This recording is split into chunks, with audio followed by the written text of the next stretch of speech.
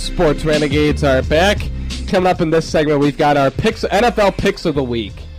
Yes, we do.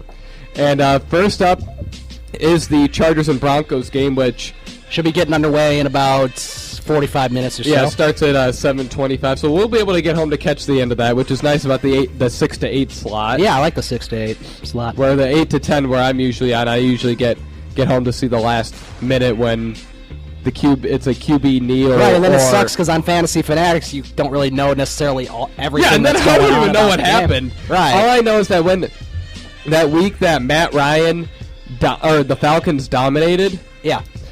That all I know is that I got really mad at Matt Ryan because for putting up 56 points, he had a terrible fantasy game. Because he only threw for 260 yards and like 2 touchdowns. Yeah. And then he was out of the game halfway through the third quarter. Which I was really mad because when your team puts up 56 points, you should be doing better than that. Except exactly. I think they had a pick 6, they had a punt return touchdown, and then they had like a couple rushing touchdowns, which was right. 56 points, and then Matt Ryan didn't even have a great fantasy day for that kind of offense. Anyways, I'm taking the Chargers tonight. I am also taking the Chargers in upset fashion. I know you're taking the Chargers because you have Phillip Rivers, and it's so hard to go against your quarterback. I have to take the Chargers because in both of my fantasy football leagues, Phillip Rivers is my starting quarterback. And if I pick the Broncos and he does good, I just look like a moron. Right, and yeah, so that's that. So we're taking them over Denver. Yeah, there's that. That's why I'm picking and San Diego's a good team. Phillip Rivers has been phenomenal this year. Yes, he has. And they both have the same record, too, so it's like... Yeah, it's a big game for both teams. And I feel like the Broncos are due for an upset at the Mile High Stadium. Yeah, it happened last year. Phillip Rivers threw 2 touchdowns to Keenan Allen. Because last year, this was also a Thursday night game, and Denver lost in Denver, so maybe it was the short week because they have a lot of older guys. Yeah, they do. Like, they don't have a young team. Like, it might be the older guys, their muscles and their joints hadn't fully healed, and they were still a little sore. Detroit and Atlanta, and this is in London, by the way. It's like at it's in London. Yeah, it's like at 9:30 in the morning, our time. Or is it? Or really? maybe it's like at 8:30 in the morning, our time. Wait, yeah, really? Well, because it's going to be like at noon or at 1 o'clock in England. Well, remember when the Bears and the Tampa Bay played in London? They played at 12 o'clock our time. Yeah, but I saw because I have. Joik Bell on my fantasy team. I looked, it said 9:30, and that's Eastern time, so I think it's 8:30 in the morning is when they're playing it. Wow. For our time, which is like noon-ish. Because I think England's 6 hours ahead of us, so maybe it's like more like 2. I'm not sure, but anyway. I guess a good time for a football game there. I remember when the Bears and Tampa Bay played in London. Yeah, I do remember that. It was a 12 o'clock. I remember it was a 12 o'clock start here. I think you're right about that. But nonetheless, Detroit and Atlanta. I'm going to have to go with Detroit. Atlanta's just falling apart. I'm going with Detroit as well. I mean, Atlanta's just falling apart. Yeah. They've lost like their top 6 offensive linemen on their depth chart. Friends, this is Tom. Hi, Tom Waddle. I don't know what that was. Anyways. Yeah, and when your offensive line, and they have no running game, so it has to be all Matt Ryan. And Roddy White is being slowed because he's getting older, and I'm sure. And Julio Jones still has that foot injury. Yes, he does. We got Minnesota and Tampa Bay. Wow. This is a big game for Minnesota if they could pull this off, because that would inch them a little closer to the Bears. Fighting for that last place in the NFC North, which is just a disgrace that Chicago's even in contention for that. Yeah, and then Tampa Bay really hasn't been. See, like, it's kind of proven that the defensive-minded coaches, those type of coaches are kind of like ancient in the NFL. Yep. Like, those were good for early 2000s, maybe mid-2000s in the 80s. That was back when, like, you could say your defense was what really got you. Like having like a killer defense, having a defensive-minded coach, or like an all-defense like Lovie Smith, where Pete Carroll runs a good offense. Yeah, he does. Russell Wilson's a great quarterback. Although they've been struggling, but they're lacking weapons. I mean, you're really seeing the aftermath of the Golden Tate leaving. I'm pretty sure they regret not. I'm pretty sure they wish they had. Well, and then they traded their best receiver with Percy Harvin. I mean, what the heck? Yeah, I mean, I'm pretty sure that there's a lot of complications that came out with Percy Harvin. Yeah. Nonsense. I mean, except the thing is, Percy Harvin is making more money than Golden Tate, and they gave Harvin the extension when they traded for him. Oh, is that right? Wow. They gave him that extension, so I'm pretty sure they're really regretting giving up those draft picks for him. Yeah. Because they would have won the Super Bowl without him last year. Right. So who are you taking between Minnesota and Tampa Bay? Oh, yeah, Lovie Smith, and when you can't run an offense at all, like Lovie Smith, especially when you have a terrible... Oh, going back to the Atlanta thing, your offensive line sucks when Gabe Carimi is starting. Ooh. Yeah. I'll leave it at that. Ooh. I'm going to take Minnesota. Hold on. And, by the way, the second team I say is the home team. So when I first say it, the second team is the home team. Okay. I'm going to have to go with Tampa Bay. Minnesota's just so bad right now. And it's not even Teddy Bridgewater's fault. He's doing his best job. All right, so we have a difference of opinion there. The Buffalo Bills go to the Meadowlands and play the Jets. Buffalo. I'm going with Buffalo as well. The Jets are lucky that they beat Oakland. Yeah. In all honesty, the Jets could be the 0-7 team, and the Raiders could be the 1-9 team. Well, those are like the two worst. Well, the three worst teams are the Jets, the Raiders, and Tampa Bay. Yeah, the those thing are probably is, the three worst Jacksonville's better than their record says. Mm-hmm. Jacksonville's Blake Bortles. They fight. They're always not necessarily in the game. They almost beat the Steelers. They almost beat the Steelers. They did okay against the Colts, considering it was the Colts. They almost beat the Titans. I mean, Blake Bortles has played really well given the lackluster team around him. Sure, yeah. Okay, we got the big game here, Chicago and New England. I am torn between this. My heart wants to go with Chicago. I'm not sure quite yet if I'm picking them or not. I do feel like they're going to win this game for some reason. I have a feeling that if they win it, then as I said, they're going to go and lose to Tampa Bay and Minnesota at home.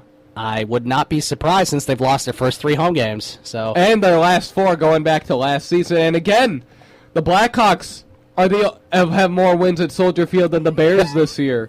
Which the NHL, just as a troll move, should schedule another Stadium Series game at Soldier Field for the Blackhawks, just so that if they win, they can troll the Bears and be like, yeah, we played 2 games at Soldier Field and have won both of them.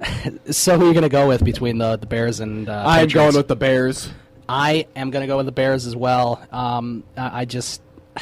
Something tells me they're going to win this. Yeah, and I have a feeling something tells me they're going to win this too, and then people will think, oh, they just Marshall's going to come back and have a huge game this week. Historically, Marshall plays really well against New England. Like, he averages over 100 yards. Although I did see a stat. I think New England has won 12 straight home games against NFC opponents. I'm not sure if that was NFC North or just the NFC altogether. I think it was the NFC altogether. So that's something that the Bears can break a trend of. We got Seattle at Carolina. Seattle. That Carolina defense is just so bad now. Seattle's going to get it together this week, and they're going to beat Carolina. Yeah. I mean, even if Seattle doesn't, they don't even have to play a good game to score. Like, Russell Wilson could probably throw for 80 yards, and they would still win because he could win the game with his legs. Yeah, that's true. I think that really it's going to be a good running. It's going to be more running than passing for Seattle because Russell Wilson will probably run all over the Carolina D. And Cam Newton is healthy and everything, right? He is, except just the team around him isn't good. D'Angelo Williams, I can see Cam Newton throwing a couple interceptions this game. Yeah, I mean, he doesn't have a receiving core. Mm-hmm. He doesn't have an offensive line. He doesn't have a running game. What can you expect Cam Newton to do with those kind of options? Nothing. Exactly. He's a good quarterback. Yeah, he is a good quarterback. If you put him on the 49ers, he probably puts up amazing numbers. He's better than Colin Kaepernick. We've got Miami at Jacksonville. There's probably going to be a lot of Dolphins fans there since there's no Jacksonville Jaguars fans at Jaguars home games anyway. Yeah, boy. I think I'm going to have to go with Miami. Ryan Tannehill's been getting better. I'm going with Miami too. When Ryan Tannehill was drafted, Miami admitted he's just a work in progress. They weren't drafting him for immediate impact. They were going to develop him because he was only a quarterback for 1 year in college, and he did really well. Miami also had people like Chad Henne, right? And they have him too. Chad Henne, Chad Pennington. Yeah, I remember Chad Pennington. Oh my gosh, they had some awful teams. We got Miami at Cincinnati. Baltimore at Cincinnati. Sorry, Baltimore. Even though Cincinnati started out 3-0, I didn't think they were playing like a 3-0 team because Andy Dalton just hasn't been that good. And obviously, when A.J. Green is not healthy, actually your top 2 receiving options are not healthy. Marvin Jones is out for the season, and A.J. Green is, when he plays, he's injured. As you saw, the Colts shut them out. That's the thing. I think You know what? I'm going with Cincinnati, actually. I think Andy that Dalton's going to have a defense good has been game. so bad. That defense has been so bad. I know that they lost to the Colts, but the Colts are a way better team than them. The Colts defense isn't good enough to shut out Andy Dalton. Right. I think Baltimore is due for a loss. I think they're going to lose. I don't think Flacco is going to be in it to win it this week. I don't think that defense is good. I don't think that Cincinnati's defense is good enough to shut them down. Right, but they did do good early in the season, and it's not like their schedule was extremely easy. And then injuries hit. True. Although A.J. Green might be back, and that could be a big asset to have. They said he'd be in limited capacity. I mean, his presence there could help. Mm-hmm. All right, we got Houston at Tennessee. I got to go Houston. I'm going with Houston as well. Mm-hmm.